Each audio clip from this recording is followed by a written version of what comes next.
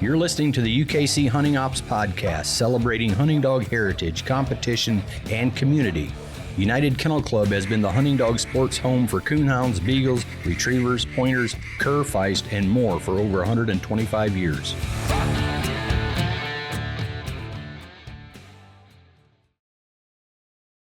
Alrighty, everyone.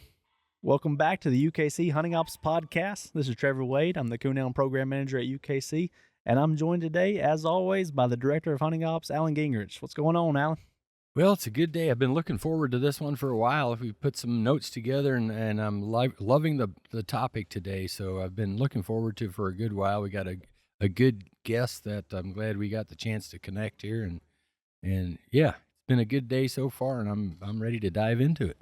Yeah, absolutely. Well, this is kind of the first time that me and you have done kind of a long-form podcast on the road, so it's a little bit different. We got our notes laid out here, but we're on Friday afternoon at Autumn Oaks. Just got the cast called out, and we kind of did this for a reason, because we were able to bring on another member that we wanted to have on for this historical podcast where we kind of celebrate the history of United Kennel Club, and you can't do that without our guest today, and that's Mr. Steve Fielder. What's going on, Steve? Hey, Trevor, I'm doing great, man. Another Autumn Oaks. What could be bad about it, right? Yeah. Yes. What about how many times have you been here, you reckon, over the years? I don't know, Trev. I think Alan and I talked about that maybe earlier at some point.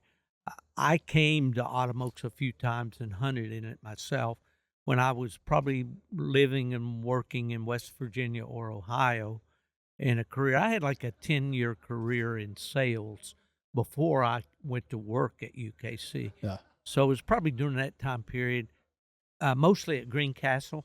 Yeah. And remember those experiences very well. Absolutely. And of course, the years I was at UKC, which I think were about 16. Maybe that counts my field rep days. I'm not sure, but I did every year then. Of course, that was a paycheck. Yeah. So he probably knows how I felt last night whenever you said, instead of doing the podcast with Steve tonight, let's think about tomorrow night. I was thinking, man, after a cast draw, I'm usually drained. That's Friday here at Autumn Oaks is when you're sitting on that side of the table, can be a little tedious. A long day. It can be, but as it turned out today, everything turned out great, really. Very smooth. It really did. So, yeah. Yeah, it's kind of an adrenaline rush, Mm-hmm. I think, and I've heard people say that after they were in an event that, the adrenaline was really pumping and all, and then when it was over, they're like exhausted. Yeah. And, I can remember that feeling. Yeah. You're pumped because you get caught up in all the crowd and the excitement of what's going down and all. But in the back of your mind, being in your position, you want it to all come down right. Mm-hmm. I mean, you want this to be all it can be. Yeah, absolutely. And every guy out there, I loved it today when you asked who's at first timers. First timers. Yeah. Quite a few hands actually came up. Yeah. So anyway, I remember feeling that rush. Yeah, And that's why I kind of said yesterday we talked about maybe doing that, or maybe earlier today. I said, you've just got through calling all the casts and getting all that. If I were you, I'd take a little break. Well, man, Steve, I'm so happy to have you on. You're set up right beside us here with the Going to the Dogs podcast, and I guess real quick we can talk about that a little bit. I know when I first took the job at UKC, I was heading back and forth, Michigan to Tennessee. Every other week I was doing that. And Houndsman XP podcast back in the day with you and Chris Powell. Yeah, sure. And then you shifted over to the Nightlife Nation or stuff. And then and now Going to the Dog podcast, 100 episodes you just dropped. We just did the 100th the one that's playing this week as we're talking. You're an expert in this game now. Oh, brother. It's hard for me to believe. I think there's been like 211 or something like that podcasts that I've done now. Yeah. That blows my mind. Because I remember when Chris Powell and I first got together, started talking about it. I'll be honest with you. I had heard about podcasts. Ron Beam, I think.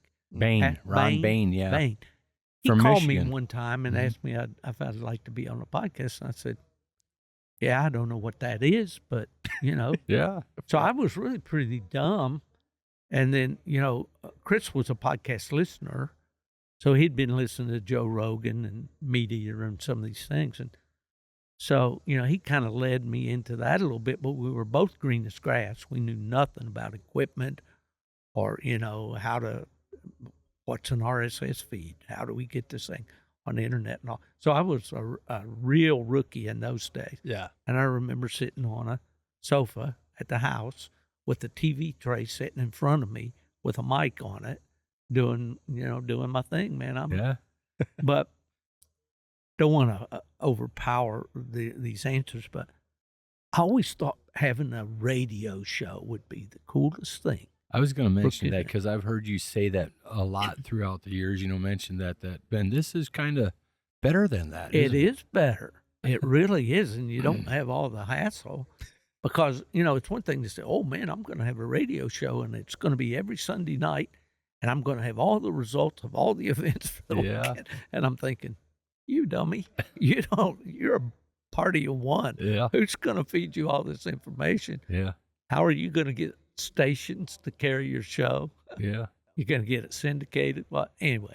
Well, it's kind of cool we're talking about this, really, because we're going to dive way back into where they would have never even dreamed of anything like this, and into the simple beginnings of night hunts. And it's I think it's going to be, hopefully we can kind of paint that picture of what it looked like, back in the day and kind of how things have evolved. And we're talking about today's, what the technology and everything we have available today, but things looked a whole lot different going back to some of the first night hunts, for sure. Oh, I guess. Yeah. And, this media thing, I'm thinking, as you're talking, that there was nothing. Back in the very earliest days, you had somehow somebody calling in from a cast. And I don't even think cell phones were available. I think it was a walkie-talkie or something. Yeah. Somebody relayed it or whatever into the headquarters that so-and-so was leading the cast, Yeah.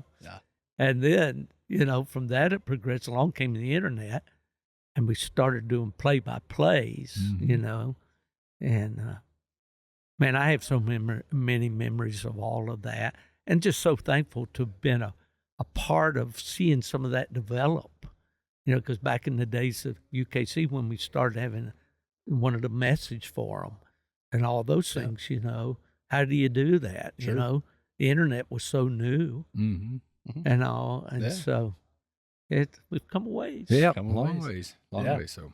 Well, you kind of alluded to it there, Alan, and in the introduction there we did. This just coming to here real quick. By the time you listen to this, it'll be in the next couple of days. The 70th year anniversary of UKC licensed night hunt events. 70 years. September 18th, 1953. And we're going to talk about that day. We're going to look back at the scorecard they had at that first event. We're going to look at some of the results from that event. We're going to talk about a lot of people, a lot of names and dogs that people are probably familiar with. But let's talk a little bit first about how we got to that point and working at UKC. And I know both of you guys know this. There's a wealth of resources at our fingertips always with our old publications and see the 100-year centennial book sitting in front of Alan, where we've pulled some really good articles from the past that you can reference. And I used all those things when kind of digging up some old things. And Steve, I'm glad you're on here. One of the first things that I saw was the September 1983 issue of Coonhound Bloodlines. And that was the 30th year anniversary of night hunts, and that was that issue. And you were a big time contributor to that issue, and I got a lot of information from that issue. 1983, that was probably pretty early in your tenure. It was really. I came to work there on January 3rd, 83. Yeah. So, yeah, and I think that was there were so many things happening at that time. Starting to build Coonhound Bloodlines magazine and starting the breed issues and things like that. So I did a lot of writing back in those days. And really, I had done no writing. I'd submitted an article or two to Full Crime magazine back in 71. Yeah. I think the first published article I had was 1971. And I was in Japan in the Air Force. And, but when I got to UKC, then President Fred Miller told me, well, we have this column or article called Coon Talk. And it was been written by Andy Johnson, who was there, was kind of my predecessor. And so now this is your baby. So you need to write this every month, Mm-hmm. I said, well, okay. Well, here we, but as So we that got, was kind of your first writing. that was really on a regular basis. Oh. Yes. Oh. That was the thing. I always read in everything I could get my hands on. And so a lot of that history I had already digested through my dad's magazines and stuff when I was home. Yeah. Well, I think for us to get to that point in 1953 with that first licensed night hunt, we kind of have to start out with the field trials. That's kind of the basis of people wanting to compete with coonhounds, in a way. And in those articles, it tells you that the first publicized field trial was back in Marion, Ohio, back in 1924. And there was a picture in the magazine of a blue tick colored hound by the name of Bones. Bones, owned by right. Lester and Robbins. Harry Hartman, right? Oh, Hartman? Was Yeah, Hartman, Hartman the one? on there. Yeah. There was a fellow named Robinson also that owned. I got you. That one of those big field trial dogs. Yeah. You alluded to a few different ones in that article, but that picture there of Bones, and he was looked like a hound that you would see in the hunts today. Honestly, Oh, I mean, yeah. his conformation and the way he was built, he wasn't one of the long ear slower type. He looked like a fit coonhound that you'd see competing at an event like this. Exactly. Yeah. 1924, that's, my grandfather was my hero when it came to coonhounds and beagles and stuff. And this is even before his time. That's just hard for me to fathom. My dad was born in 1920. And, as you go back into those old magazines, and when I started doing research for like that 30 years of hunting and doing these breed issues, went back there, those were the days when guys wore their straw hats, straw bowler hats, and their suits and or coats and ties. Yeah. And they got all the dogs together that were in the field trial out there, and they had a big photo, and they painted the numbers on the dog's side. And those guys, that was pre-registration, for a lot of those dogs. Yeah. UKC, I think 1898 was the first year. It was. But they still, there was some swagger there. They had some events, but I think those guys soon started thinking, this is fun. We love it, but it's really not like the hunt. I want to go out and beat you with my dog in the woods. Right. But they had some great names for their dogs, like Bones, Midnight Flyer. Yeah. I remember seeing that was name. a red dog, man. Yeah. And there was a Colonel Robinson. That name keeps coming back in my mind. He was one of those early field trialers, but yeah, and those dogs, those field trial dogs, when the night hunt started, the first license stuff, they figured pretty strongly, They did. Absolutely. Yeah. You mentioned that field trial was in Marion, Ohio. Ironically, that is right next town over from Mount Gilead, Ohio, where our world championship was this year. So we kind of know where that is. Yeah. When we go over there to the World Hunt, we'll go Like right our through there. hotels We might right in stay. Marion. We might stay. Yeah, right hotels there. in Marion, yeah. Well, I guess we have to mention the leafy oak. We can't be at Autumn Oaks and not mention the leafy See, oak, which started 3 years later. Yeah, 1927. I think they're the Kenton National or Right. Leafy Oak. And I Yeah. remember my grandfather talking about the Leafy Oak. And honestly, at the time when he was talking about, I already heard a little bit about the Autumn Oaks. Yeah. Or as old Charlie Cundiff calls it, the Autumn Oak. yeah. But I my thought he was friend- talking about the same thing, but it really wasn't. Well, This was a different Lee event. Kearns, my good friend from South Carolina, Lee just had his 84th birthday. Wow. Lee's quite a great guy to talk to because he hunted with some of the real famous dogs that we talk about in the Walker breed, especially Banjo 2, House's Lipper, Yeah. Gold Creek Mundo, Yeah. all these dogs. He actually hunted with those dogs and bred to them. But Lee calls it Autumn's Oak. Oh, Autumn's Oak. Autumn's Oak. Yeah. Put the little spin on it, don't they? I mentioned Charlie Cundiff always called it the Autumn Oak, and The his Autumn his son Doug is a field rep for us, and that's how he still calls it too, the Autumn Oak. Yeah. Well, hey, you kind of talked about this a little bit, Steve, but already by the probably in the 20s already, but definitely in the 30s, the field trial stuff was kind of already not being well received by the true coon hunters at that time. just a lot of issues. And there was one excerpt in the magazine that I saw come from an ad. Hans Wagner, that's probably a name that's familiar to a lot of black and tan fanciers for sure, and his Midnight Melody Coonhound Kennels. And there's an ad back in the 1930s. I'm just going to read a quote on his ad of him and what he and you can kind of see how I would say this opinion was shared by a lot of the true coon hunters of the time. It says, "We have always bred the best of the best, and by this we mean genuine old coonhounds that have won their spurs out in the big woods and water country treeing wild coons in all kinds of rough weather, not mongrels that have won their championships over a Tom Thumb golf course on a warm Sunday afternoon running a 20-minute-old coon drag, which any parlor poodle can do, as is evident by many of the great field trial champions." Steve, you quoted it, and then afterwards you said the battle lines were drawn. The gloves were off, for sure. Hans Wagner was a really colorful guy. He was a window dresser. He would do, back in the old days in the towns, you went down the street and you window shopped in the new clothing lines that came out of the new furniture and all that stuff were placed in the windows for people walking by to see. And that was his job. So, and he must have done some advertising writing too. Yeah. And he's the guy that we really accredit for today's type of black and tan, they call the medium-eared black and tan. Yeah. But he was quite the advertiser, man. And you would read those ads, and he would be on a camp hunt on those rough bluffs in Iowa along the river, and and he could really paint a picture, a word picture. Yeah. So he was a real leader, a pioneer. Yeah, absolutely. Yeah. Yeah. Call them parlor poodles. Yeah. He wasn't beating around the bush much, was he? No. He's letting it be known. Yeah. But you did make a good point, and I think that it's true. And you kind of mentioned it without probably even noticing it. But when you talk about these field trial dogs, there's a certain style of dog, and then there's also these the typical coonhounds of those days with the long ears and the bugle mouth and everything. But whenever you combine those two together and people are working towards, you can kind of get a pretty good coon dog, and I think that's kind of what happened.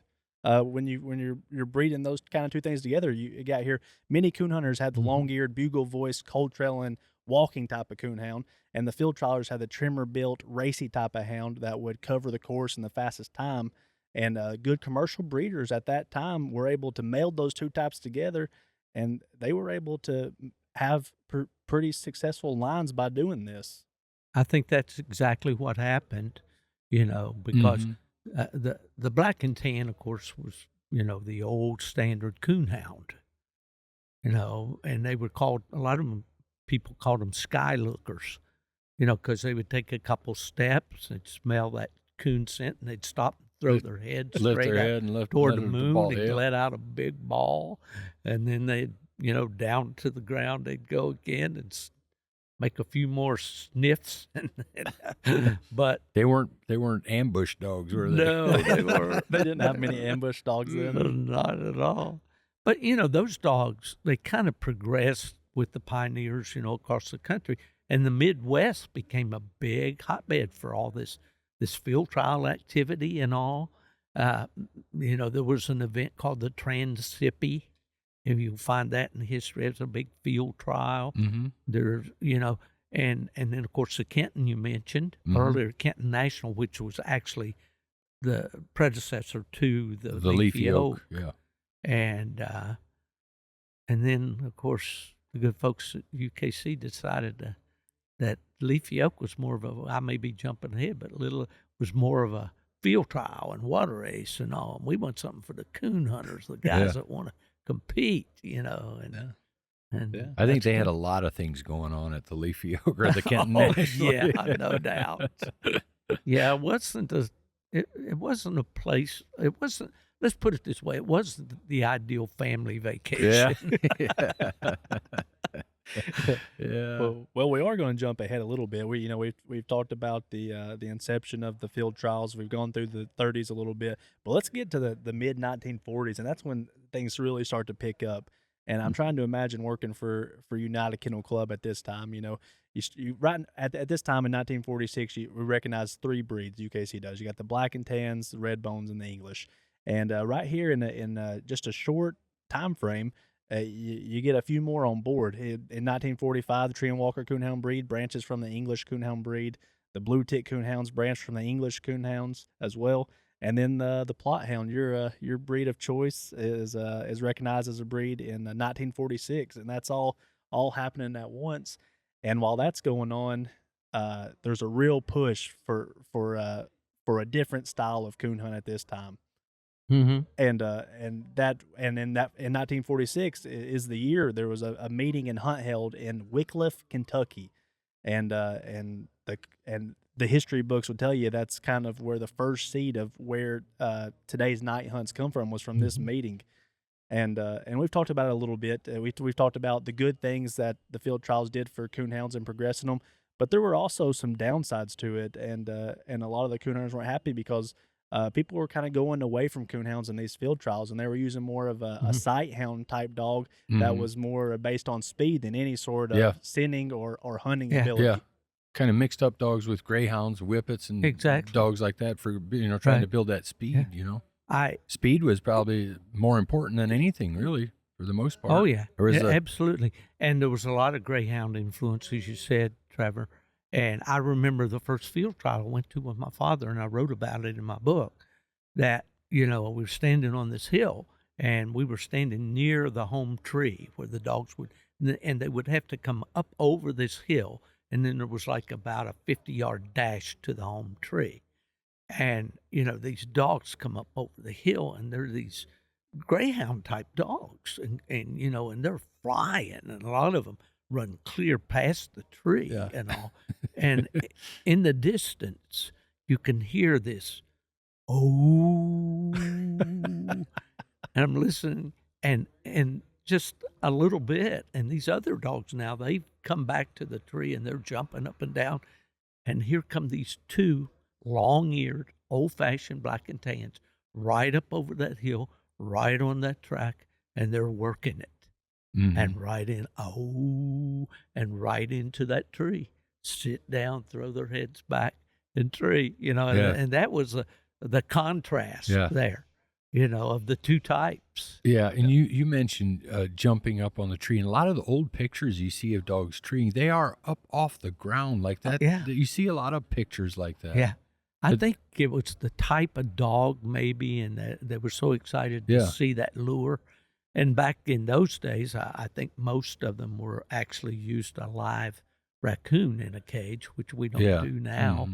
But But that was one of my first experiences with that. Yeah. The 2 types of dogs right there. I got the full picture. Yeah, you got a front row seat to that one. Yeah. And there was some real going back to the meeting. There was some real influential people there, and probably a few guys that we're going to mention over and over in this podcast. A couple of names mentioned were Brooks McGill, Sam Hawkins, Manfred Craver, Archie Weir, Burl Fruitz, and it says about 15 other interested hunters. And this group met together in Tupelo, Mississippi, and they actually had a little name for themselves called the American Coonhounds Association. I think a lot of people will be familiar with that name even today. ACHA. ACHA. Yep, ACHA. And you're right. Brooks McGill is a name. Manfred Craven Craver and Brooks McGill are 2 names that they're just synonymous to this sport. And they were both red bone fanciers. Yep. And the other name that comes in, Robert Graves, comes in through the Alabama side. See, there was a group at Alexander City, and I would imagine from that account, Trevor, that those 15 others or so probably included Robert Graves, John Carter, some of the people that I was fortunate. I never met Robert Graves. Yeah. His daughter was Manfred Craver's wife. Okay. Oh, okay. So there was a connection there. Manfred Craver, we would take just a second, was the manager of Autumn Oaks for many years. Good. Manfred was a very astute guy. I mean, he was a buttoned-up guy. He wore a tie and a jacket, a little fedora hat usually, and he was a student of the rules. In fact, he wrote the first Rules Yeah, Corner he did. articles. Oh, A nice. super nice guy, and was on staff as a field rep when I first became a field rep. Wow. Very So cool. you knew him personally. I knew Manford personally, and I can tell you that the prior president of UKC, Fred Miller, highly revered Manford Craver. When Manford passed away, Fred drove from Kalamazoo to Greencastle, Indiana, to attend Manford's funeral, and really thought of. But Manford was just a special guy. Yeah. He was a real special guy. Yeah. Absolutely. That's interesting. It's pretty neat that that's somebody that you would have known personally. Mm-hmm. Well, the thing down through the years that people used to ask me about the rules, and you guys are now interpreting those rules, and they change periodically and all. But I could always say, well, and they'd say, well, why is this rule like this or that? And I could remember the rules committee meetings and sitting there and listening. Yeah. The intent behind the rule. Yeah. And that helped me a lot. does. And Manford was that kind of guy. He had been there when the darn things were written the first time around. So he knew, and that's. Do you think, going back to that, speaking of writing rules, were those guys good at how they wrote those rules to be able to interpret them in the way they were intended? That's a good question, Alan. And I can recall, and I don't know, I guess I've kind of been gifted, and I don't want to say that smugly at all, but gifted with editing things that didn't sound quite right. And I remember all those years on Rules Committee, the Rules Committee members would sit around that big boardroom table at UKC and go over the entire scorecard on a single weekend.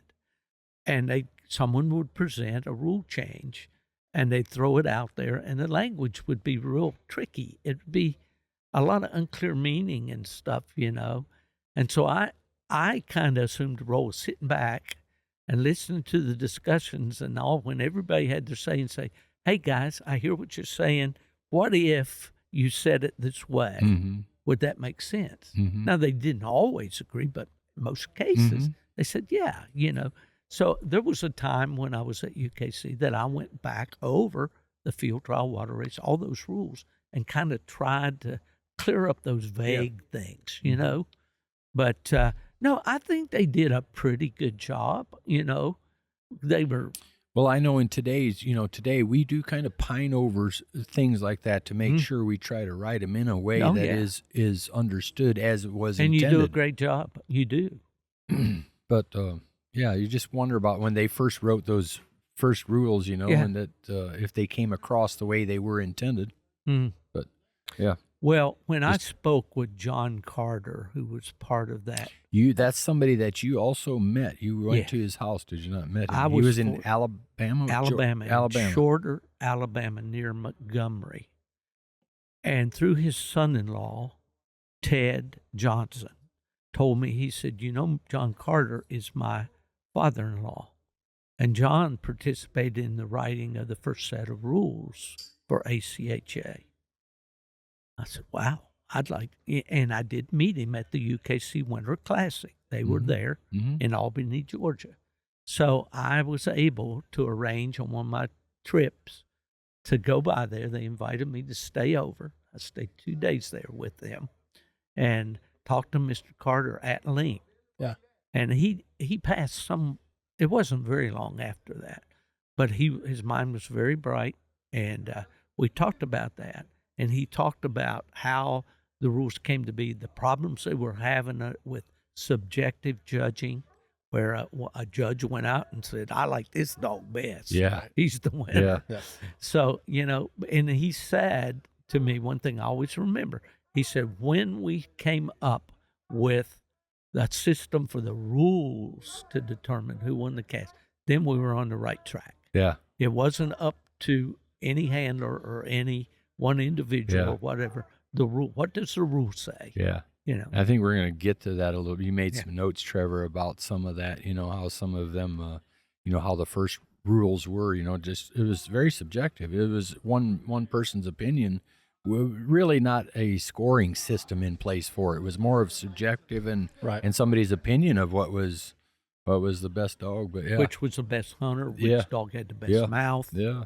All those. We go back to what we were talking about. That meeting that was held in Tupelo, Mississippi, and I was just there like 2 weeks ago, and I thought we'd already made some of these notes, and when I was there, I was kind of thinking, well, I was there for a rules meeting of sorts, it wasn't for one of our other segments, one of our Beagle programs, but I really thought a whole lot about that, and you think, okay, here I am. Yeah, I would have loved to, I don't know, just something about this. It would have just been neat to be a fly on the wall. Fly on the wall right? is right. Yeah, absolutely. Yeah. Just to listen to what their ideas and things they talked about. Well, as you get older, Alan, you'll find yourself, I'm sure, and you too, Trevor, as you see conversations online and stuff, and guys, they're trying to be helpful and they're trying to spread the history, but they're so far off the pace. You just want to. Sometimes it's very frustrating, but you can't be a know-it-all. You can't. But to actually have known some of these people, because you mentioned the 40s. I was born in 1946. That was a busy year then. That's right. And the Coonhound magazines were always in my home as a kid as I started reading. Yeah. But that was pretty busy time. We got our first UKC registered dog in '54. Wow. So, but then to think about all these breeds coming in, all these associations being formed. Dr. Ed Furman was a busy guy. Yeah. He was the president of UKC at that time. Yeah. And especially by today's standards, things as far as bringing in new breeds, especially of like Coonhounds or a group like that, in the same group, that was a lot going on in a matter of no time. But yeah. So you mentioned that meeting in Wycliffe, Kentucky, but they also had a wild coon hunt that happened there on that at that place where you mentioned here, according to the ACHA website, that was considered as the first world championship. Yeah.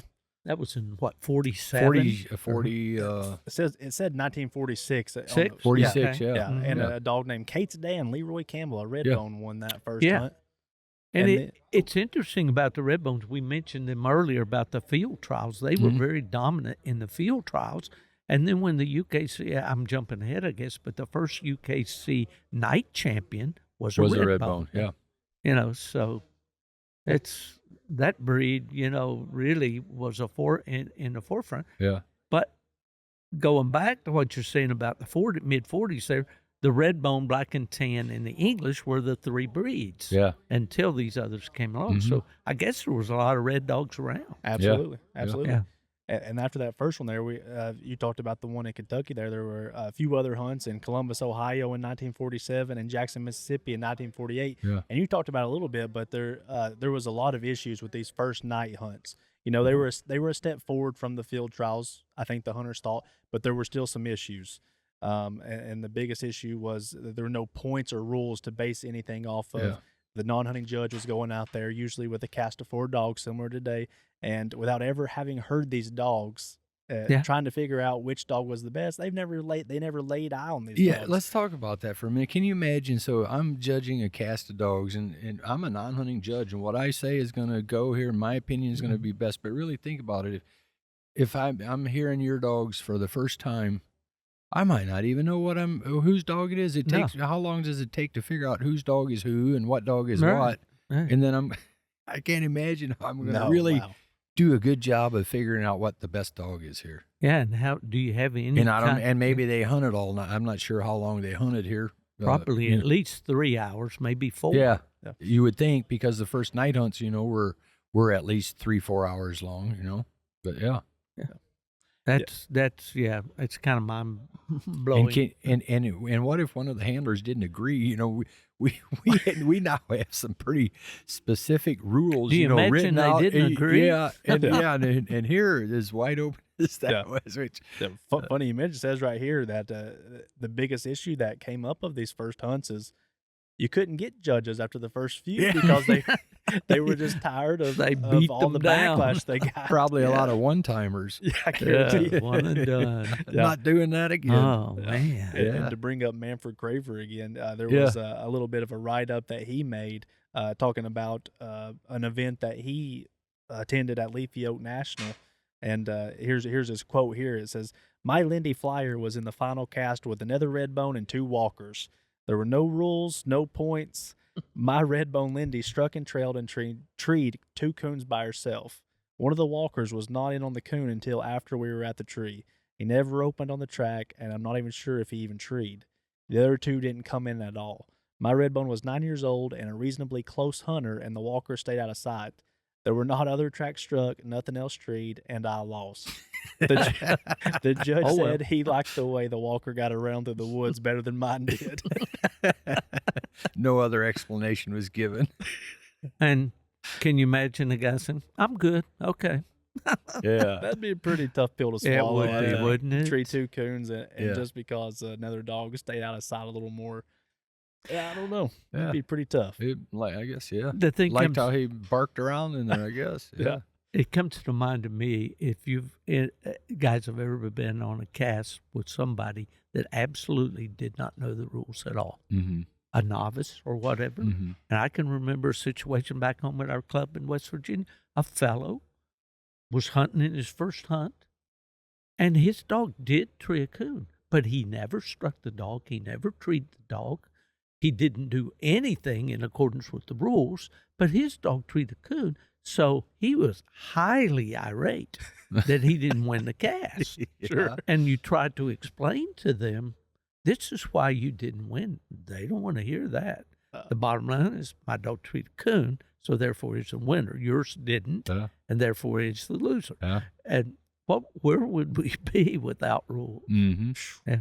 Yeah, speaking of rules, and during that time, 1948, here was that timeline. You mentioned Robert Graves from Alexander City, Alabama. Met with a group of hunters in the area, and they started working on rules for a night hunting club. Yeah. And he formed that, he founded the East Alabama Night Hunters Association in 1949, Robert Graves. Yeah. A name you hear over and over again, Robert Graves, Manfred Craver, a couple of these guys. And we're fast forwarding to 1951 here, and it says the East Alabama Club had just hosted a successful ACHA World Championship, and a group of men met at the cafe in Alexander City. Yep. 4 of those men in attendance are ones that we've talked about here. Robert Graves, Manfred Craver, you mentioned John Turner earlier, That's and right. Joe Jones. And this meal Mhm. with this group of individuals turned into what really became the real first set of night hunt rules being put together and in place that would feature hunts based on a set of rules that would be able to evaluate dogs subjectively with a points-based scoring system. Yeah, yeah. Yeah, and I remember, and I don't know if this is a misprint. It may not be. I'm not familiar with John Turner. The gentleman I knew was John Carter, but he was part of that group, and there could have been a John Turner also. But I remember him saying distinctly, after they did that and they wrote these rules and all, then he said, we were on our way. Yeah. The foundation had they been just laid. knew this is what we've been needing all along. Surely they would have taken some of their own dogs and tried those instead of just writing them out, right? Yeah, well, it You would think. kind of says Oh, they did. They Yeah. tried them Yeah. for sure. And they had, Mr. Carter told me that one of the guys, I think Robert Grace was the guy that was kind of the scribe.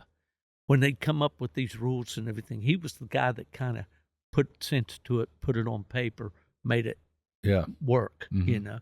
And I did an article about this one time, and I don't know if you guys saw it, but it talked about how at that club they checked entries. Do you remember that? Yeah. Reading that? Yep, I did. I thought that was Yeah. interesting. Yeah. Because they, out of, I don't know how many, 60 entries, they had a guy at the club that could climb. Yeah. Yeah. And they came up with like 60% of the entries they made did not have a coon. Yeah.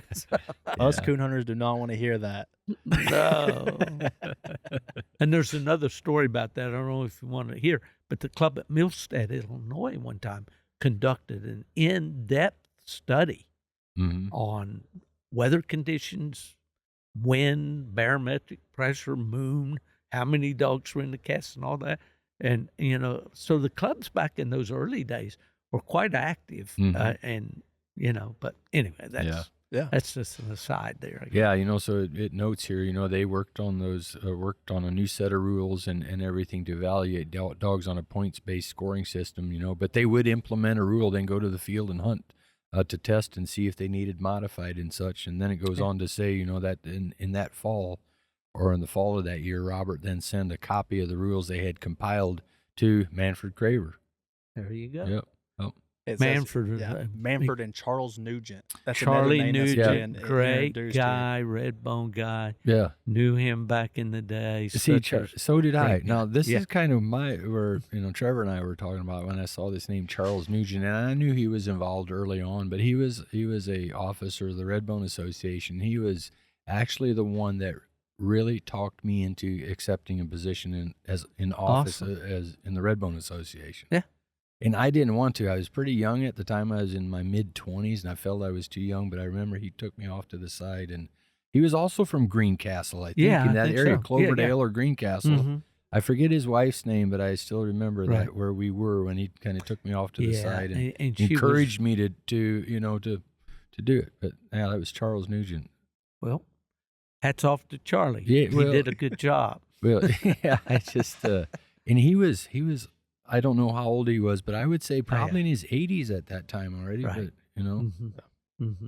But Manfred and Charles, it says they took a couple weeks to go over that first set of rules, and really they didn't make many changes, just maybe some clarification, Steve, like you talked about. Sometimes good to do a different set of eyes looking over something. You're able to clarify it. They were able to simplify it down and make it a little more legible, maybe for folks.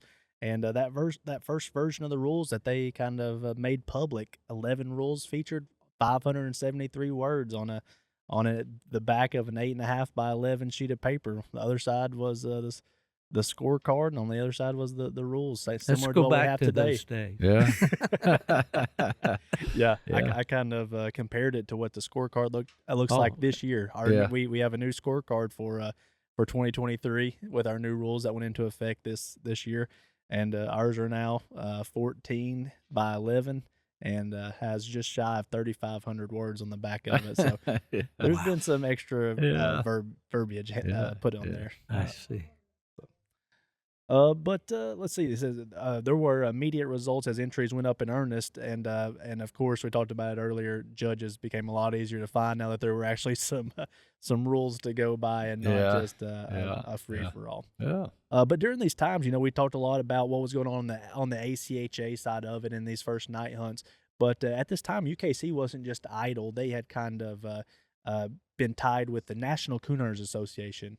And I tried to do some more studying on this online. I couldn't find much information on it, but during that time, they were involved with the NCA, as they called them, which was made up of an independent group of coon hunters. And basically what UKC did for them was promote the NCA and their events, donate free advertising, and in return, the NCA required that the dogs that competed in their events must be UKC registered. Yeah. Yeah, as I could read that, from all those resources that you mentioned before at UKC when I was there, a lot of that history, and you go back, there was quite a strong relationship there between this NCA. And I'm not sure, I don't remember who the principals were in that organization. I don't know if Lester Nance was maybe involved in that a little bit. Seems like maybe he was, because I know he was like one of the real, maybe we'll get to that, but he was one of the guys that really pushed, for registration of the walker dog as a treeing walker. Right. But he also was an innovator with the bench shows. He actually wrote the first set of bench show rules, the standards, basically. And that show, I believe, was held at Leafy Oaks, or at least or Kenton, whatever. Yeah. Those first NCA events, they kind of got started up with an event they called the Mayflower National. That was in May of 1951, and you mentioned Lester Nance. He actually won that first hunt with a tree and walker he named N&K Sparky. Yeah. It was. Go ahead. No, go. I was just going to say that the second one they had was just later that year in September in Arcadia, Indiana, one that they deemed Tree and Walker Days. And Lester Nance was the master of hounds at that one, but I couldn't figure out who won that event. There was no mention of who won it. But then it also mentioned the third event And the final one that it mentioned was another Mayflower National the following May, in which the winner was again Sparky, Lester Nance. Yeah. He doubled up on him there at the Mayflower National. Yeah, the only thing I was going to point out that kind of I noticed right away is, Manfred Craver was involved in writing the rules, so his dog was in contention to win at one of those first ones. Here you've got Lester Nance involved. He's also one of the first ones. So yeah. it was, yeah. Well, those were the guys that were real serious about that, and so many people weren't back in those days.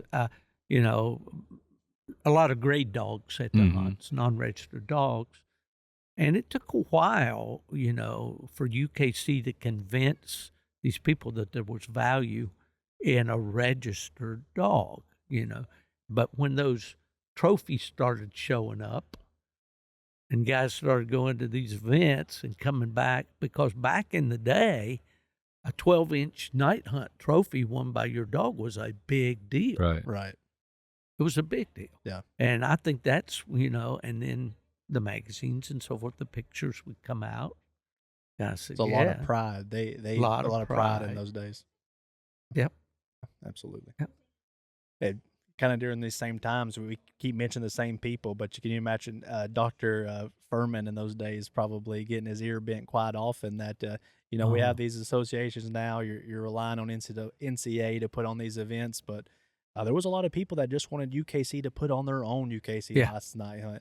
And it mentioned people like the usual suspects, Robert Graves, Manfred Craver, and there's some new names here, so I feel like I should point them out real quick. We got Robert Browning, Floyd Butler, Bryce Carnahan, Claude Philippi. I'm sorry, I might have said that's that correct. Wayne Cox, Mark Decker, Roy DeLauder, Robert Everett, Homer Hill, Jim Ingham, Walter Roll, and Emerson Opdyke, among some others. But that's a big list of names there.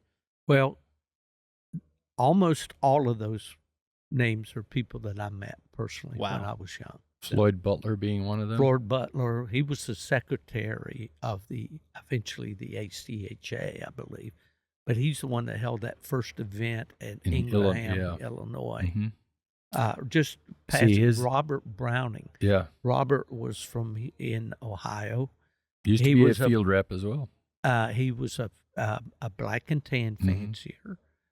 Was very had won Autumn Oaks, I think, the National Grand with the Claude Philippi was very active in the Treeing Walker, that first Treeing Walker Breeders Association, along with Lester. Wayne Cox was a black and tan breeder from Maumee, Ohio. He was very prominent.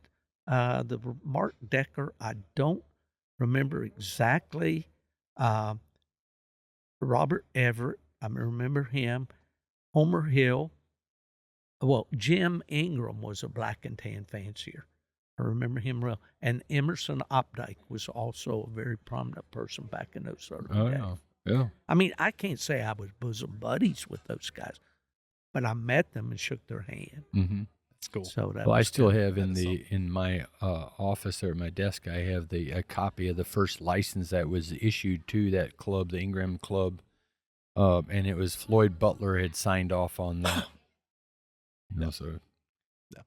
Well, and they had some good points. They had a couple different points pointed out here as to why they wanted. The first thing, they felt like with any in a lot of these events, just any dogs could compete. Didn't have to be UKC registered, and it was causing to some poor breeding habits. People were breeding too loosely, maybe with pointers, bird dogs, beagles, foxhounds. Getting a lot of different things out there.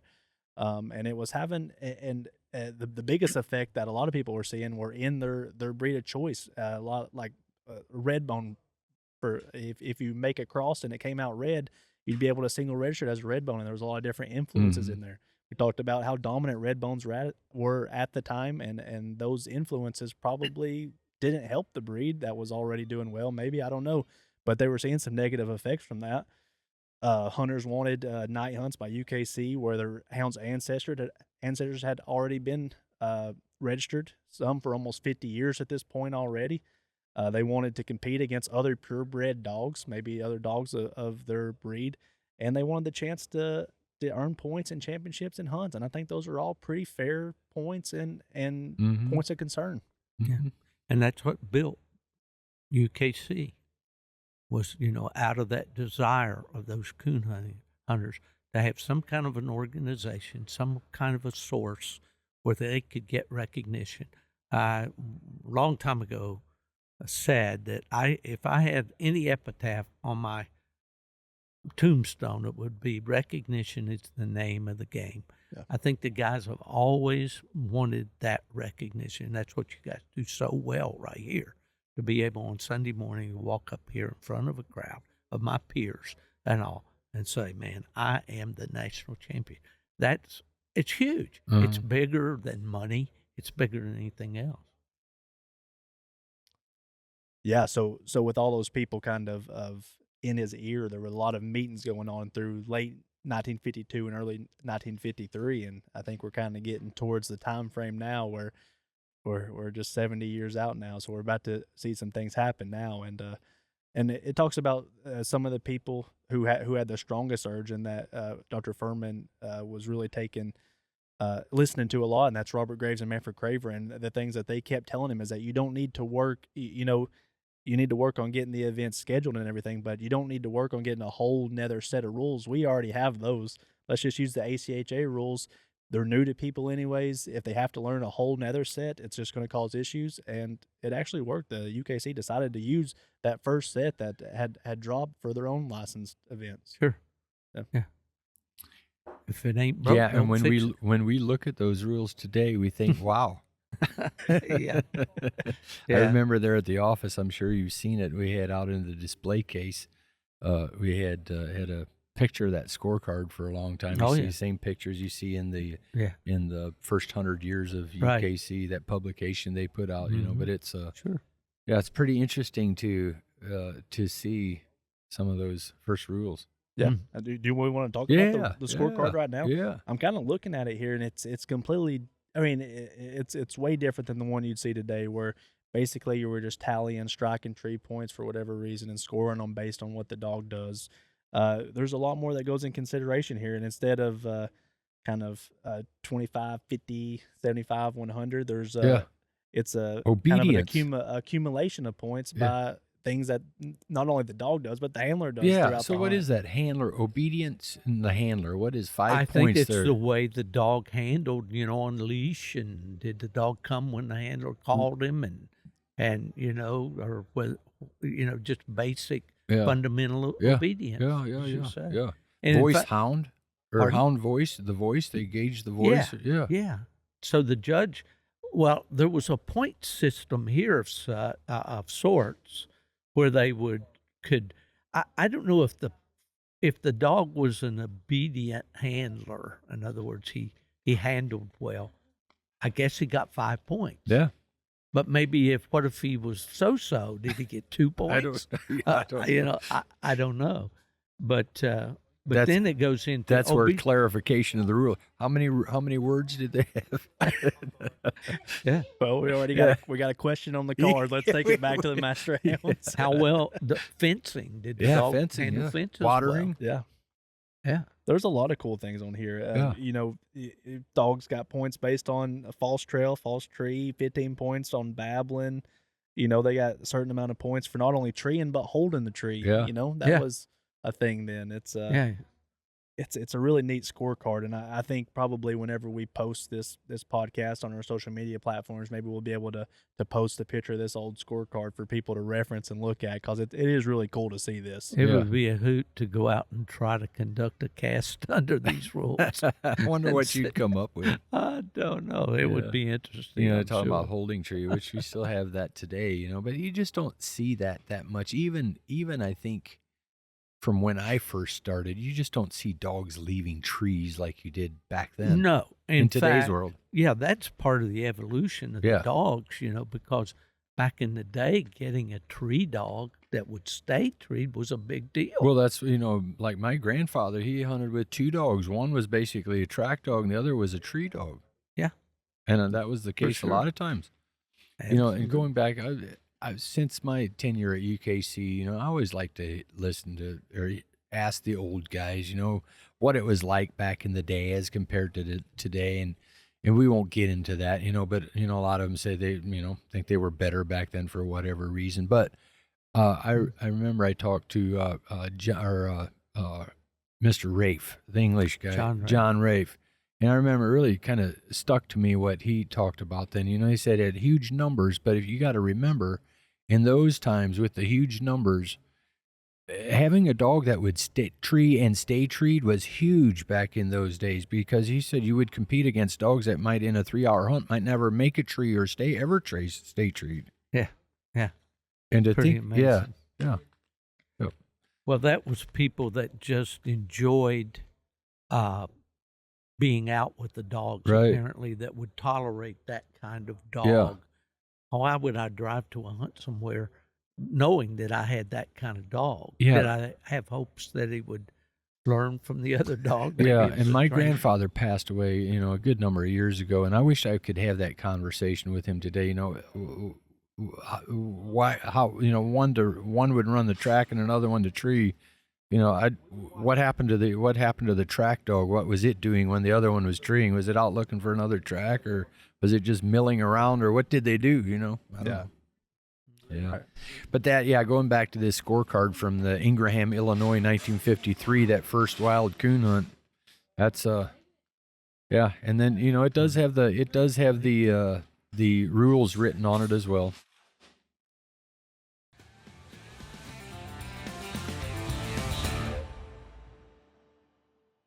Our partners at Dogtra have just launched an exclusive program available only to active UKC competitors. So if you've competed anytime this year or plan to compete in any future UKC events, you can qualify to receive exclusive benefits through Dogtra. Take advantage of this exclusive program and become a Dogtra competition field staff today. To sign up, visit dogtra.com/Dogtra competition field staff. That's dogtra.com/Dogtra competition field staff.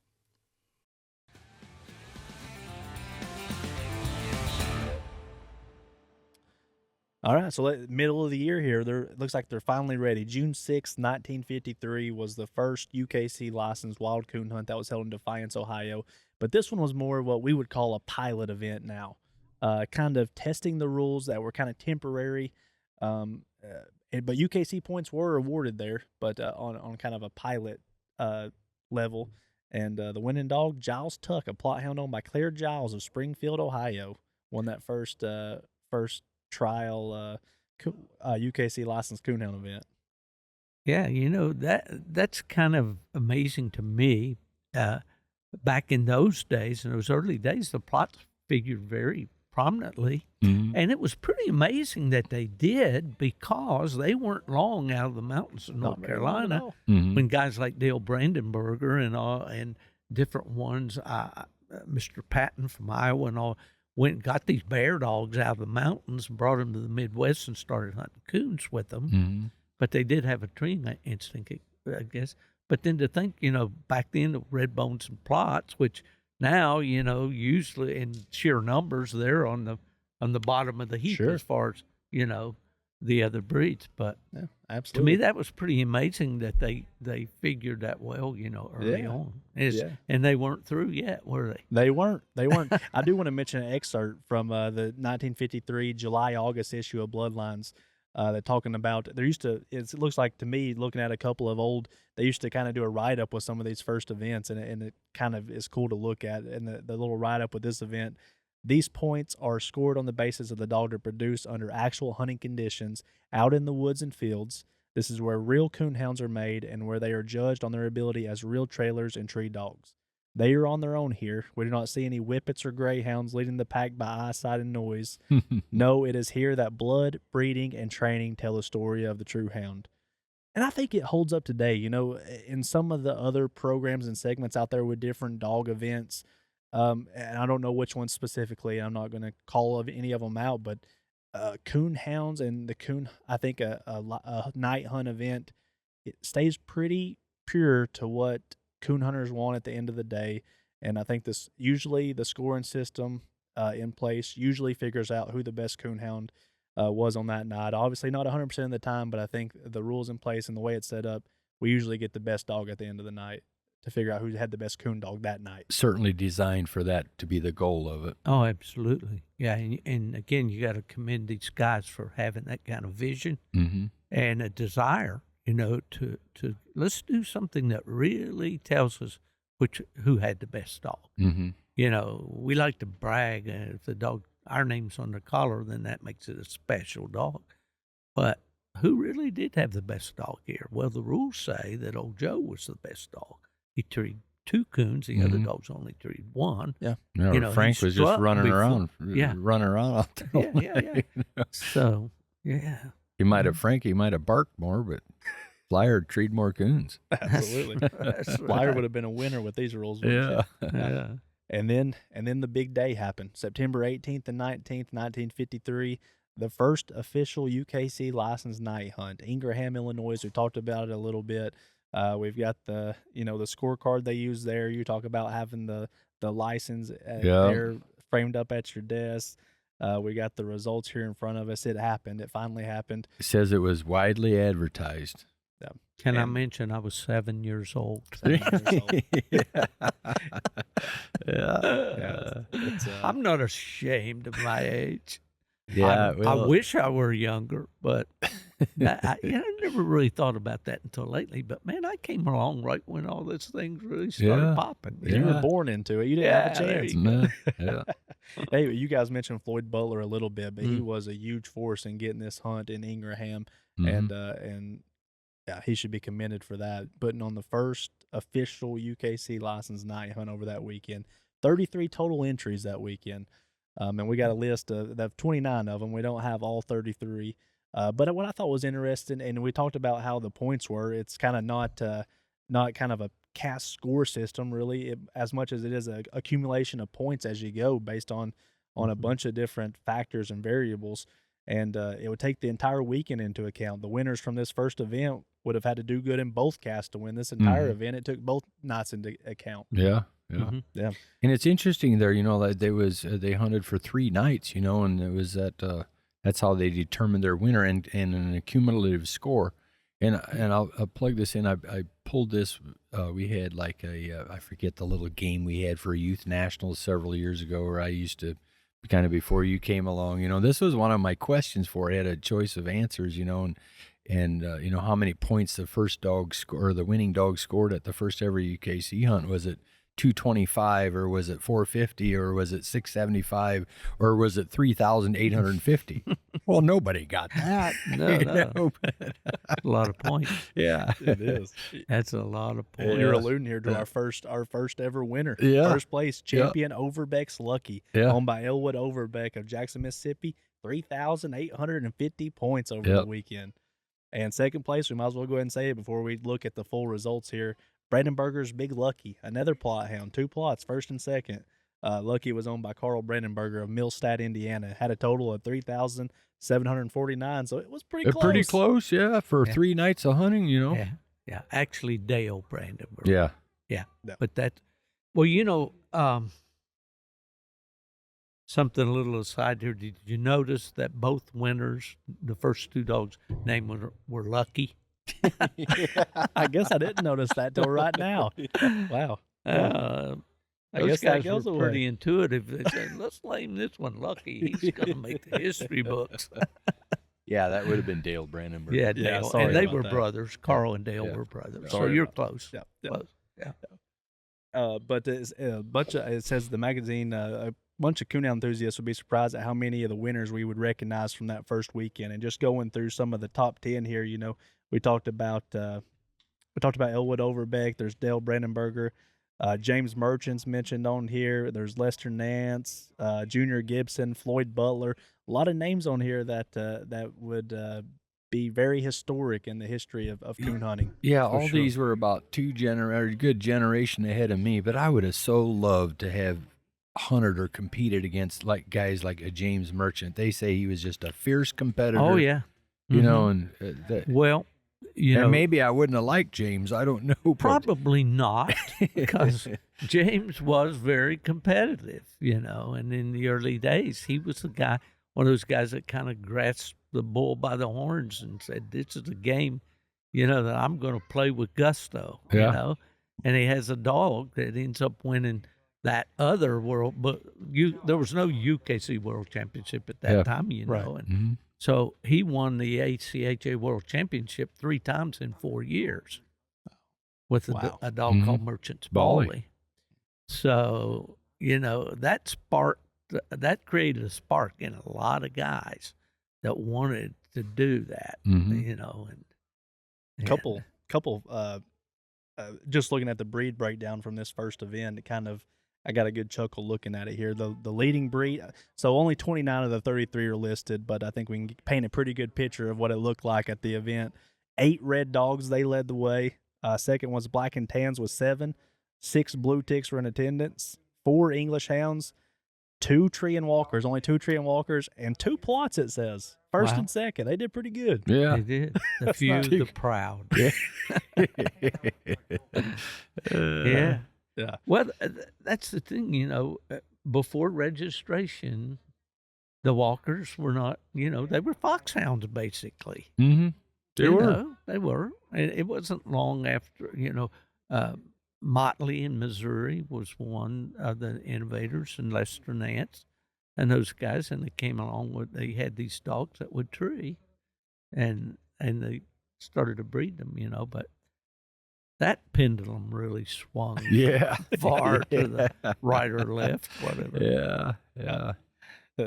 Not long after this, you guys Steve, you kind of alluded to the rules committee and kind of how that came about, but Manfred Craver again as a name that's credited with orchestrating the first rules committee, and it makes good sense. You know, we wanted to have something put together to get input from the hunters that are competing out in these hunts.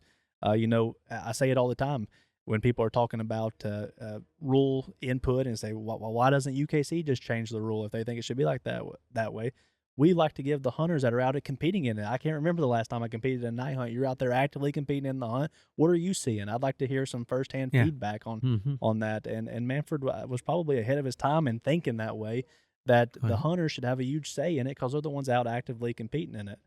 And but those first committees gave the hunters that opportunity, and they're pretty similar to how we were today. The first ones I hear or from reading were maybe a little more chaotic than the ones that I've been able to sit in on, because there was basically any breed association can send any amount of folks to those committees, and kind of turned into shouting matches or different things, but.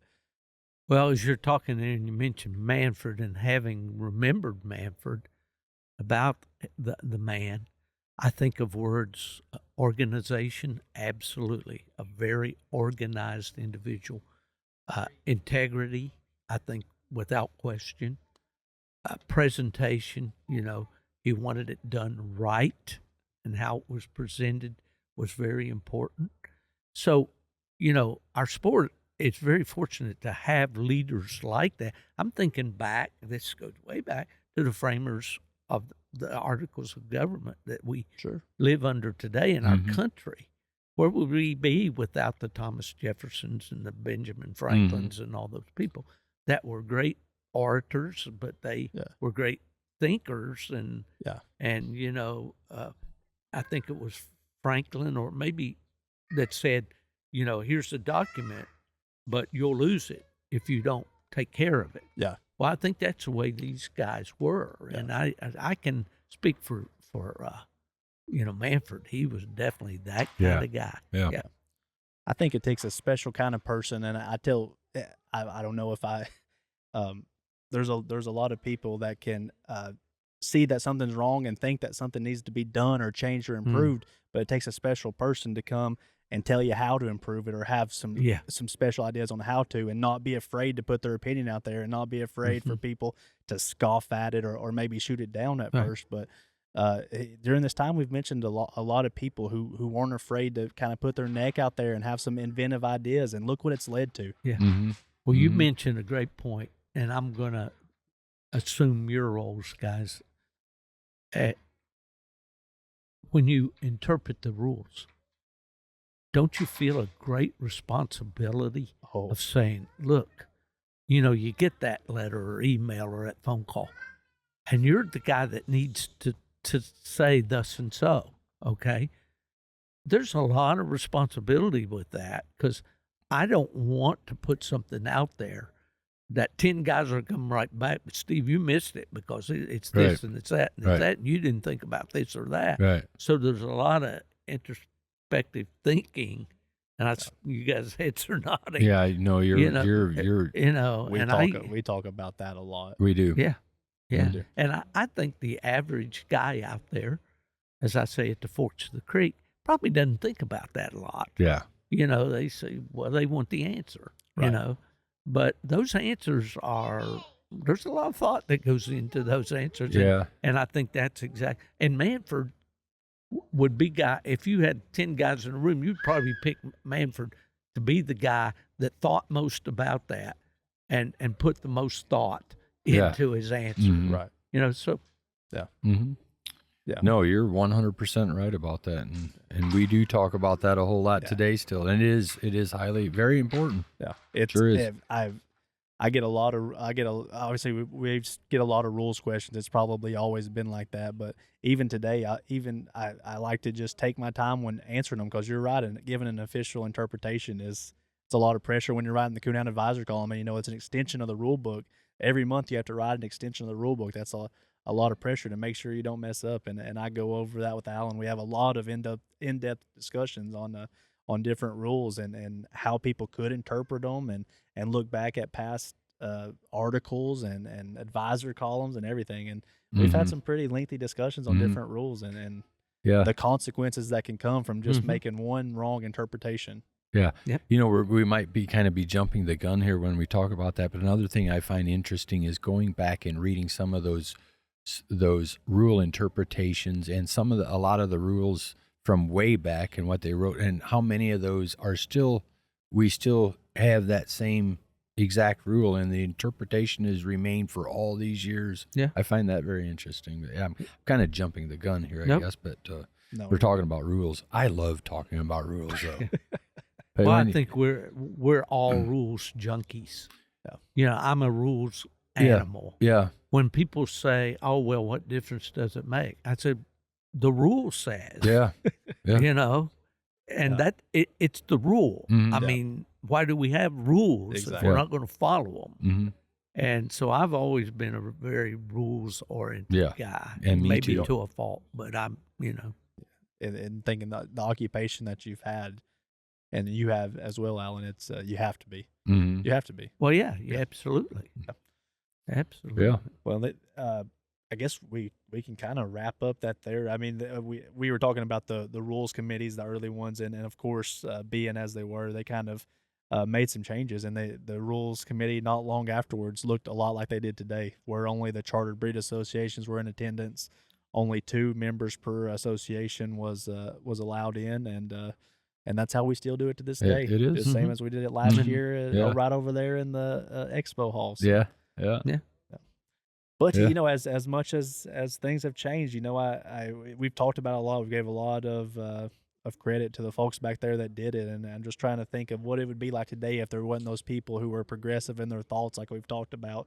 As of 2022, so the 2022 stats, UKC has 1,084 active coonhound clubs today, and we had over 7,000 licensed night hunts last year in 2022, and it all started back in the mid 40s into early the 1950s, and eventually 1953 whenever those first official UKC licensed night hunts took place.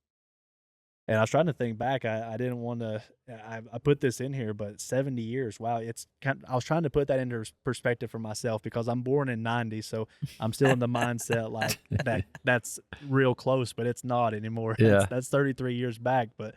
So 1953, we're 70 years from there. Where would we be another 70 years? It'd be the year 2093. So that kind of puts it into perspective. I know it does, We'll be coming up on the millennium.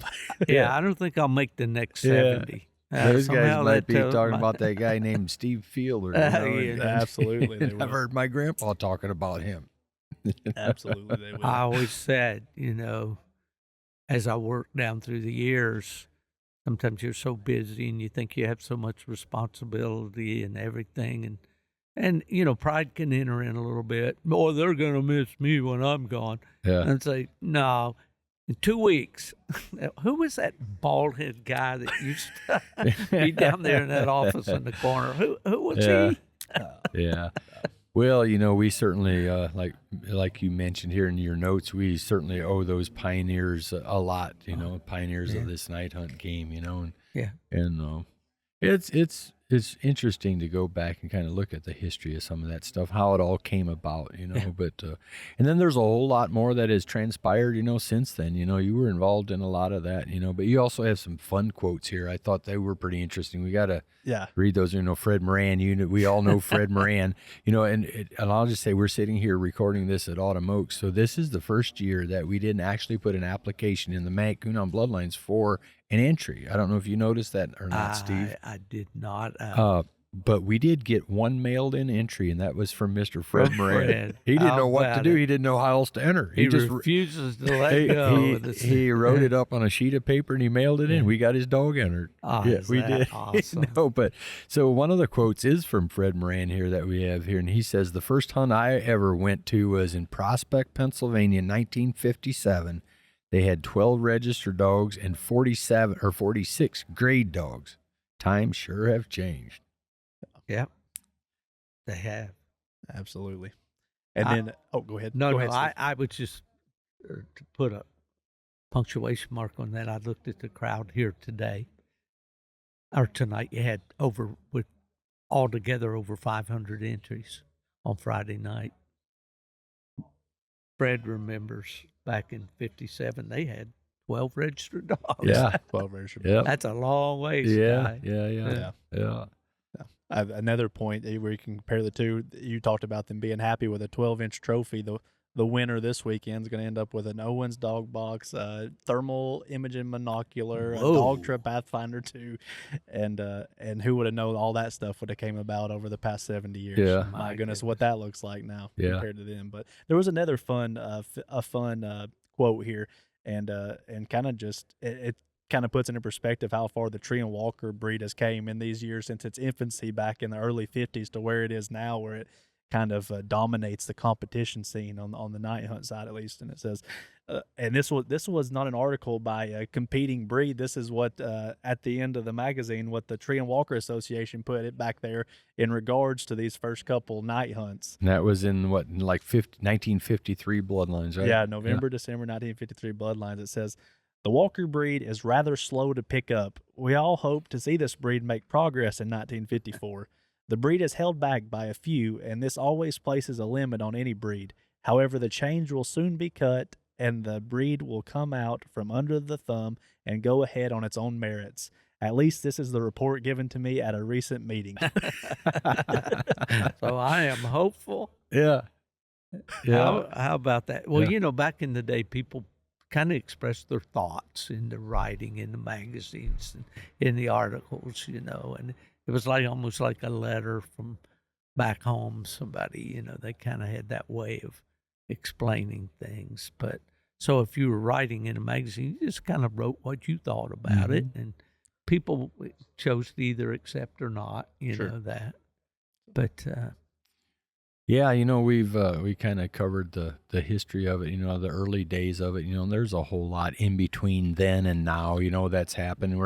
We could spend another 2-3 hours talking about all that stuff, but, then Fred comes along, and there's this thing called the Tournament of Champions, the TOC, that turned into being the World Championship. Right. There's just a whole lot of history there, and eventually the Winter Classic, which you were a big part of that.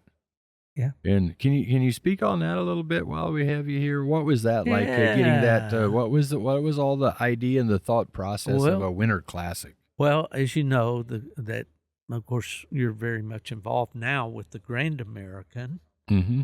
But back in the day, that I don't know if that started out as an ACHA event. I believe it did. And they also had, and there were the group of hunters in Ohio and so forth, and all these people, they kind of worked it out after a while that they had an ACHA event one night and a UKC event the next night. Right. And that went along fairly well until you mentioned Fred Miller. And Fred was a guy that, he wanted the best for UKC, and so he basically gave them an ultimatum that either it's going to be UKC both nights or no nights. No, nothing. And people, when you back them into a corner, they don't have anywhere to go but overtop you. And so they said, okay, bye. We're going to be. So for several years, it was like an ACHA hunt. And then as history, the story, AKC bought ACHA. Mm-hmm. The ACHA board and AKC didn't get along. They split ways. There was still ACHA hunts, but no registry. And there's all that whole history there.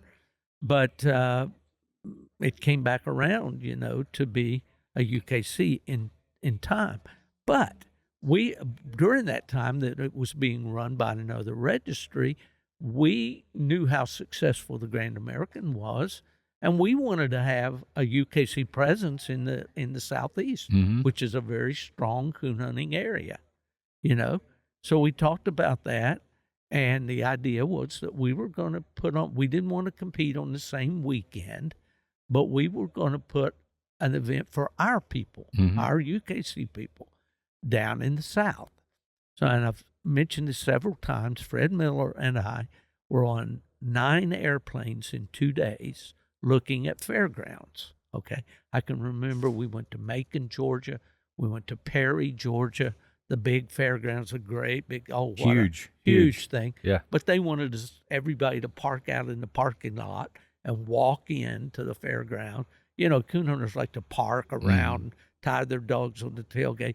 You're not going to go inside that big ag center and leave your dog 2 acres back here tied or in a dog box. So we knew that wouldn't work. We went over we flew into Myrtle Beach, South Carolina, and I think we looked at something right on the coast around Charleston, mm-hmm. looked at that, and there was a blue tick guy that was pretty popular back at that time. He was a major in the Army, John Falcon, and he had a dog called Southern Blue Pride that he offered at stud, and he was very helpful to us in finding the Albany, Georgia location. He set it up with a lady named Becky Salimi, who was the president of the representative for the Chamber of Commerce in Albany, and he told us, this is the place you need to go. Of course, mm-hmm. he was being a bit self-serving because that's where he lived down in that area, and he wanted it to come there. Mm-hmm. No problem. But anyway, I remember very well. We flew in. I think we flew into Tallahassee. I think would have been maybe right into Albany at that time. Becky put us in the car and we drove out to the South Daughtry Community Center, which is south of Albany. You go down, the famous golfer Bobby Jones mm-hmm. had a house there on the corner, and you turned there and you went down a couple miles of water, and we turned into this tree-lined drive. And it's, if you look at the old ads for the Winter Classic, you'll see this classic coon hunt in the old South, mm-hmm. okay? And you'll see these moss-draped trees. Well, when we turned down that driveway, Fred's eyes lit up like a Christmas tree. He said, "This is the spot." Yeah. And so, but it was a community center, and I remember very well in the heat of that, of course it was January, but we walked off all those vendor spot areas, sprayed them with spray paint, because it was just grass. There was no buildings except the clubhouse itself, which was a typical, it looked kind of like a country clubhouse. And they had banquets in there and stuff. And I remember the first year we had waiters with black pants and white jackets and towels over their, but that was all done by the Chamber of Commerce, see. So we had to rent a circus tent to hold our bench show and to call our entries and all of that. So we stayed there 3 years, but we realized that that event was getting much too large, and we didn't know whether anybody would come. And I remember having those butterflies, and that first day, boy, they started rolling in there. And, and it just each year, it just kept growing. And then we got acquainted with the through the Chamber of Commerce again, the Exchange Club of Albany there. And they ran the fairgrounds. Mm-hmm. And that's how we moved there. And it was there several years. And it has one of those same big trees out there, and when you pull into that driveway as well on that fairgrounds. Exactly. Yeah. I remember that's one of the first thing I noticed, that mossy tree big old moss hanging off that tree. But that became an instant success, really. Yeah. I mean, guys, it provided the perfect getaway for people in the wintertime. It was. Trevor, did you ever go to that one in Albany? No, I never did. Yeah, that was a good one. Yeah, and of course you got a terrific facility now in Batesville. Well, for that time, it was a good facility. Yeah. And then you kind of mention a lot of things. It was kind of the same here. I come along and you felt or saw the need for one, but I remember in 2008, things kind of crashed. The economy was not good. That was not a good year. 2008, you mentioned the Grand American, and then we also had Southeastern Tree and Walker Days, was at the end of February. Grand American happens the 1st of January. Right. And we had the Winter Classic that you're talking about was the end of January. Right. And then Super Bowl weekend every time. We'd fly back to Kalamazoo and the pilot would be relaying the scores over the intercom. Miss the Super Bowl every year. And then Southeastern Tree and Walker Days there in February. And then we've got the economy is just not in a good place at the time, and people really started picking and choosing, Grand American Winter Classic or Salisbury, or Southeastern, and that's kind of what I said when I came along. We thought, us being in the middle, we don't really have anything in the Southwest. You're talking about you needed something in the Southeast. During that time, I'm thinking, kind of have this issue here. People are picking and choosing. It kind of makes sense for we don't have anything in the Southwest. So here I come along, and here again, you remember those days when we moved. It was very successful or highly successful, and that was a big deal to me. And you were apprehensive. That's a big move, taking something that had been there for 25 years at this point. Yeah.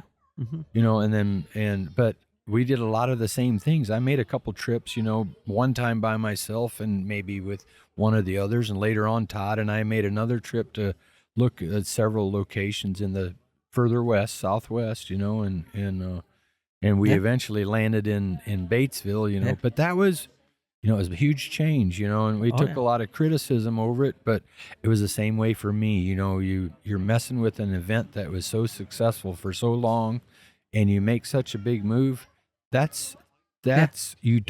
think on paper it might look good, but that was a big move for me too. It's a leap of faith. It is, and then you mentioned, to see the people come in and it's, it being what it is, kind of went through a lot of the same things, I think. I didn't get to go to that first one in Batesville, but I saw the pictures that came forth and all that, and that were taken from up on the mezzanine level or whatever. And I said, gee, this is nice. Yeah. And see all your vendors in one spot and your show and everything all together. And it's a good move, no doubt. Yeah, but so I think there's a lot of things. We talked about the evolution of a lot of things, how things the more they stay, the more they change, the more they kind of still stay the same. But it's kind of neat to watch the evolution of things, from talking all the way back to the 40s and 50s, and those, and where we are today. We kind of skipped over this event where we're sitting here recording Autumn Oaks, 1960,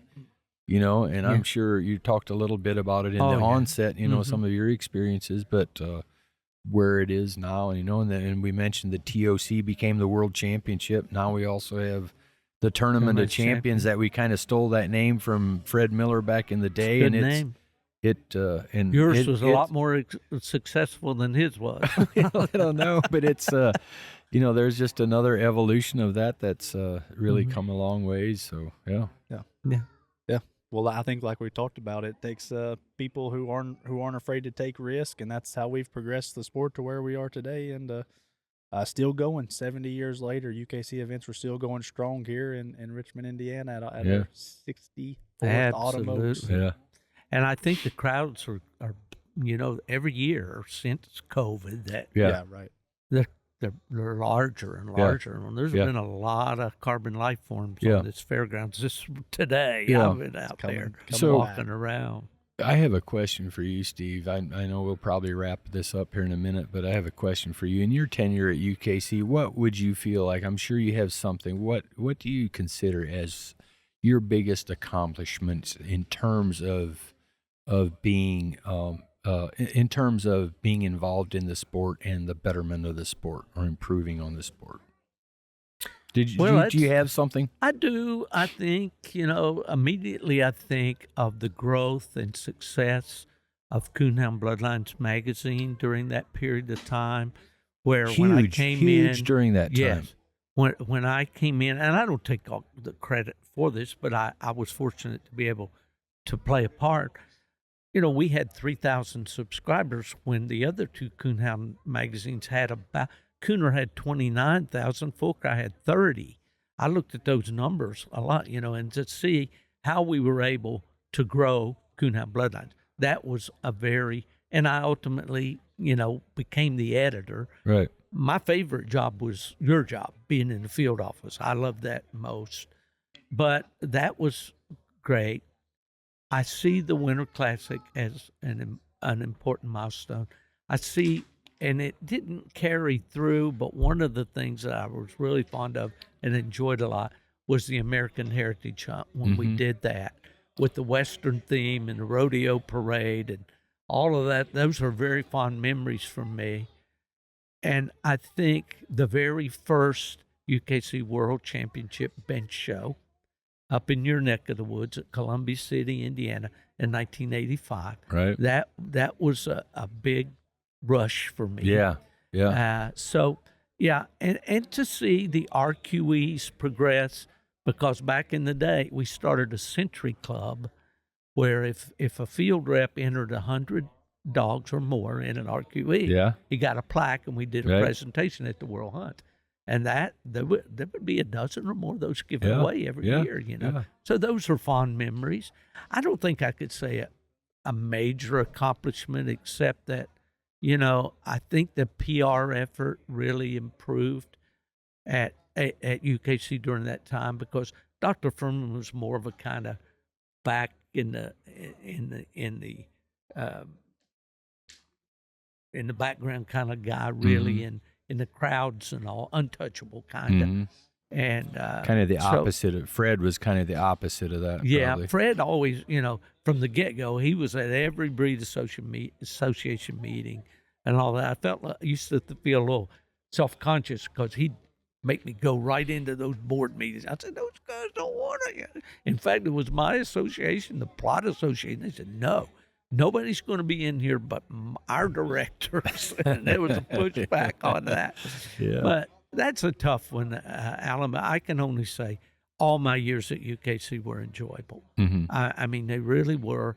When you get into the push and shove of daily life, it can get tedious at times. Sure. But I was always very proud to be part of UKC.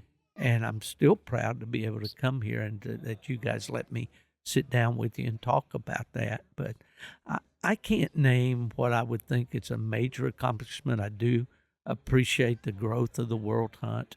I never thought about anything like you did with the Tournament Champions, which that's a home run. I wish I'd had that idea. I didn't. But had some pretty good ideas along the road. And we saw some real growth, I mean, if you look back at the old World Hunt, where we'd have 100 entries total or qualified, and then we'd have, that it grew exponentially, through those years. Right. But those are all just fond memories for me for an old guy. But I don't know, the one single thing I would think, I would think either the Winter Classic or to see these bench shows, how they have grown. Yeah. And see how many people, ladies and young people especially that enjoy them. To me, that's a great sense of pride to me. We didn't touch on that. We should have a little bit, I feel like, because even 40 years ago, you're talking about bench shows. 40 years ago, it was a lot of the same men we have talked about were showing those coonhounds they were That's hunting. right. And at some point, that kind of evolved. Even here at Autumn Oaks, they had the one long bench, and to get the whole family involved, where some of the women folks started taking an interest in showing the dogs, and that has totally flip-flopped. Nowadays you see, and there's still a lot of men still showing dogs, of course, but there's a whole lot more women involved in the sport as well. Oh, absolutely, and that's very, very and bench shows are a big part of that. Yeah, yeah. Little things that I'll look back when I'm too old to come to Autumn Oaks and say, I was there when the individual show benches came in. And you mentioned the long ones, that. And I was there when we did away with the convoys. Yeah. And they no longer had to drive 80 trucks. See, Trevor, you probably I never attended it. So, and those little milestones along the way, were kind of. I remember the 50th Autumn Oaks, one of the meetings, I was kind of trying to push a little bit for some of that to bring the long benches back for the 50th Autumn Oaks, and it seemed like everybody thought it was a good idea that may not work that well. maybe the hunters or the bench show folks might just not get it, And well, one thing you did that I don't like, and I might as well say it publicly. You got rid of the kitchen in this building, and I can't get a pork chop sandwich anymore.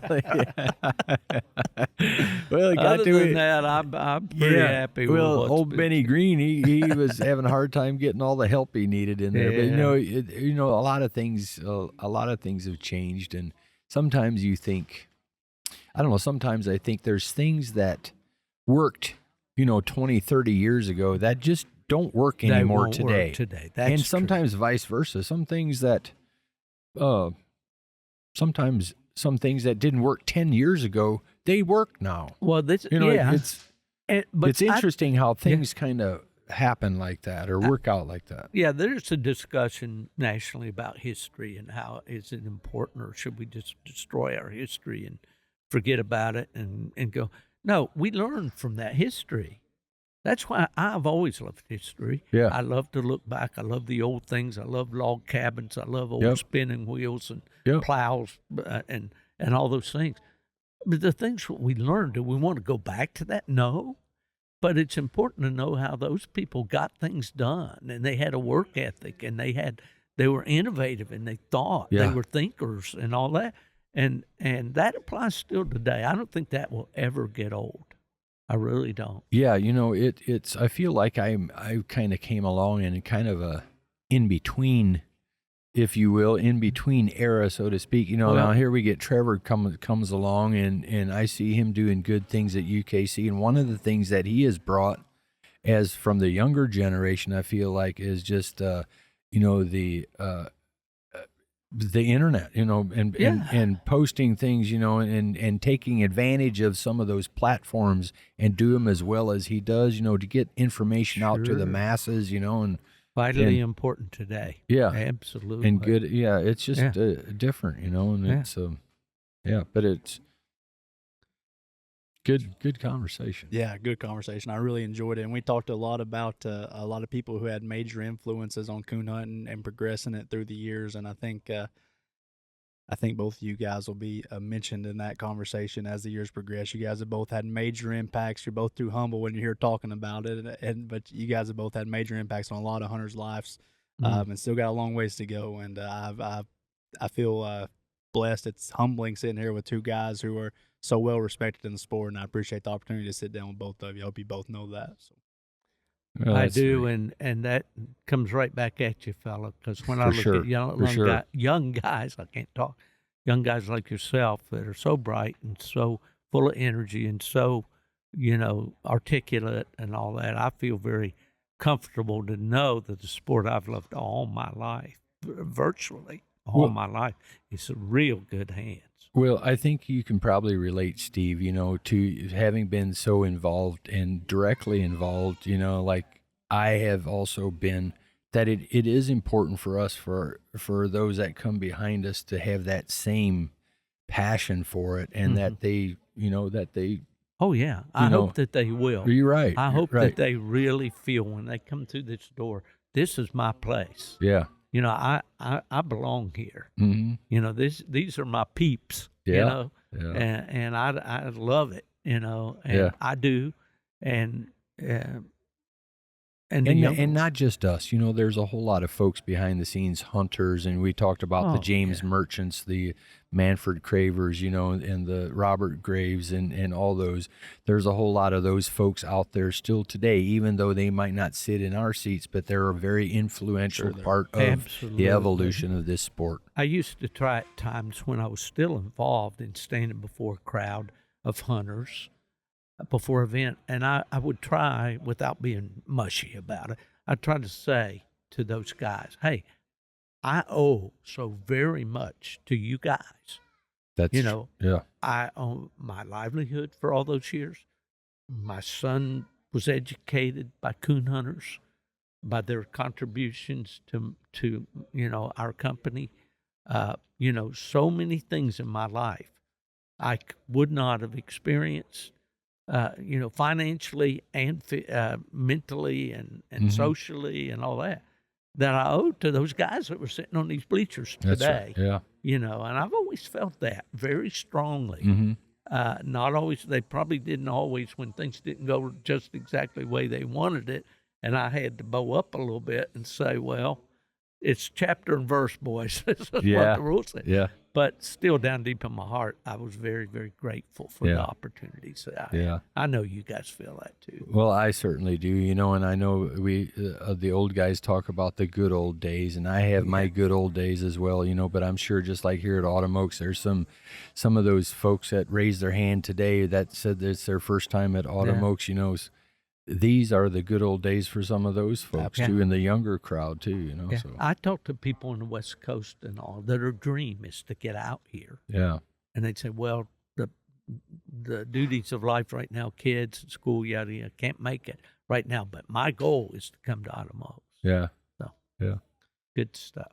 Well, guys, I think that's probably a good place to leave it here. We got 8 o'clock here. A lot of the people are coming back to meet their guides and judges here at the table. And, man, I can't thank you guys enough for sitting in. Steve, thank you for staying so late today and talking to me me. and Alan. It was a great conversation. All the listeners out there, I hope you enjoyed this look back in the history to see where all this night hunt stuff started. And can't wait to see where it progresses through the years. Here's to another 70 years, huh? There you go. Thank you, Steve. I loved it. Thank you.